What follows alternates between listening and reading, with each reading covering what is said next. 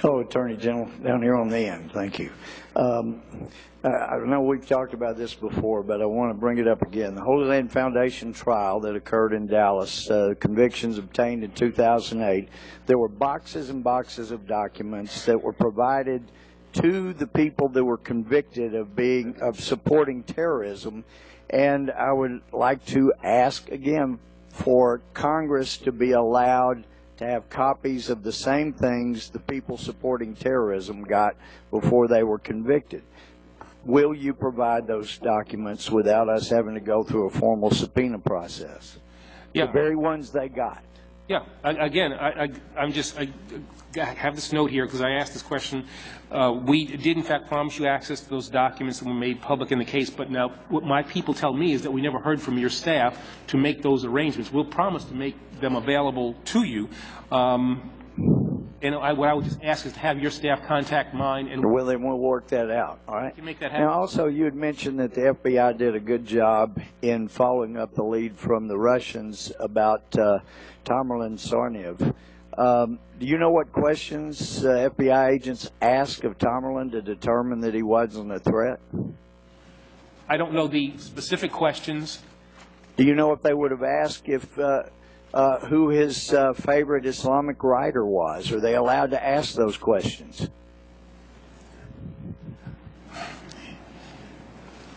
I know. Well, either you know or you don't know. Were they allowed to ask who his favorite imam was? Were they allowed to ask about the mosque he was attending at Cambridge or had been in Boston, from what I understand? Were they allowed to ask those questions? I know a good deal about what was asked of him in connection with the interaction that occurred, but that is potentially part of this ongoing case, and that is why I'm a little hesitant to. Well, it's also in trying to determine how the FBI blew the opportunity to save people's lives by accepting the Russian information and following up on it.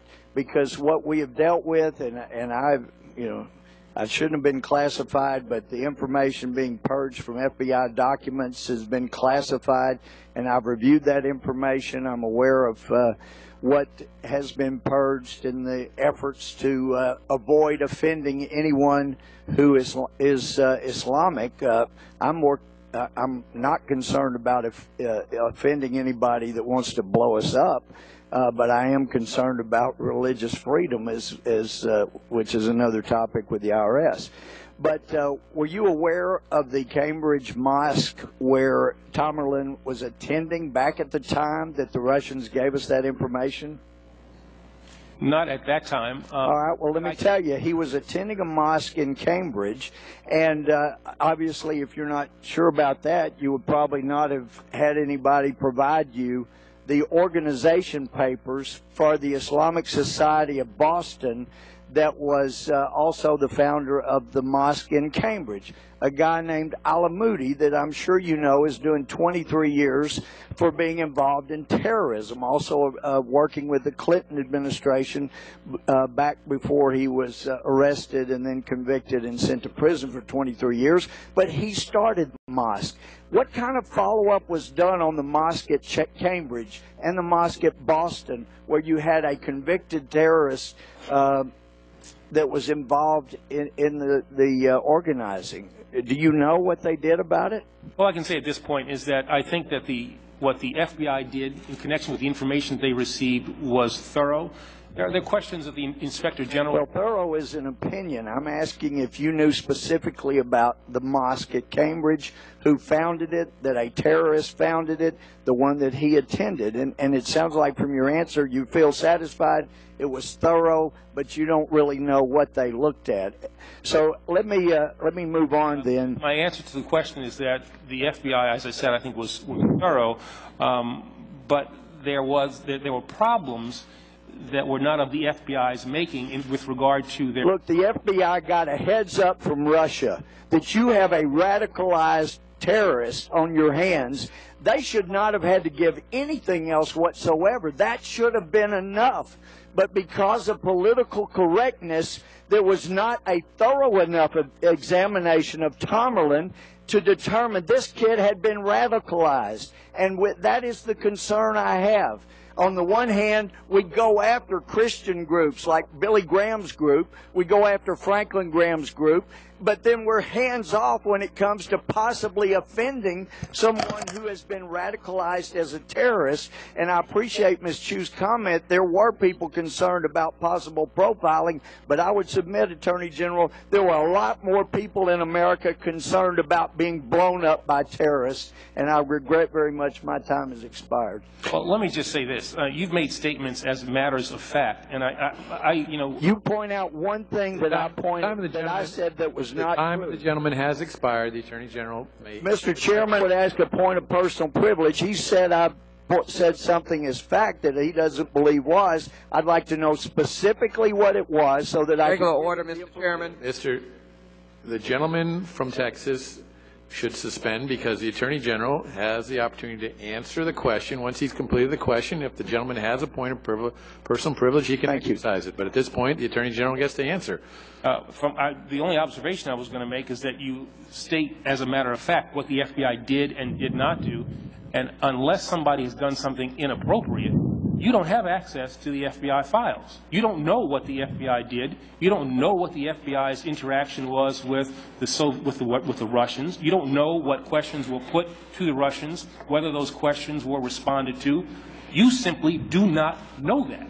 And you have characterized the FBI as being not thorough or taken exception to my characterization of them as being thorough. I know what the FBI did. You cannot know what I know. That's all.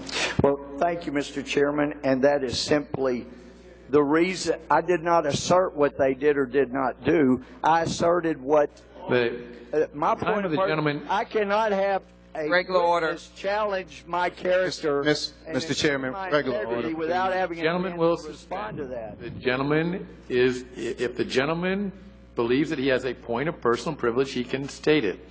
Mr. Chairman, I have a point of personal privilege. He said that I do not know that of which I spoke as being true, and the Attorney General is wrong on the things that I asserted as fact, and he has to understand the reason I asked questions specifically about what the individual Tomerlin was asked was so I would find out, and the Attorney General then sits there and actually... Mr. Chairman, I would still assert the same regular order that I did the first time. Mr. Chairman, I would still point out regular order. The gentleman from Texas will suspend. The gentleman's characterization of the Attorney General's answer is not appropriate exercise of the gentleman's right of personal privilege. All right, so Mr. Chairman, point of personal privilege. Right. The gentleman may complete his statement, and then we'll move on. All right, thank you. The Attorney General made statements that what I said was not true, when actually the reverse is what happened. I asked the Attorney General what was asked. This is my point of personal privilege, and then the gentleman will respond. No, it's not a point of personal privilege. Yes, it is. So when you attack somebody's integrity and say they made statements that were not true, then of course that raises a point of personal privilege.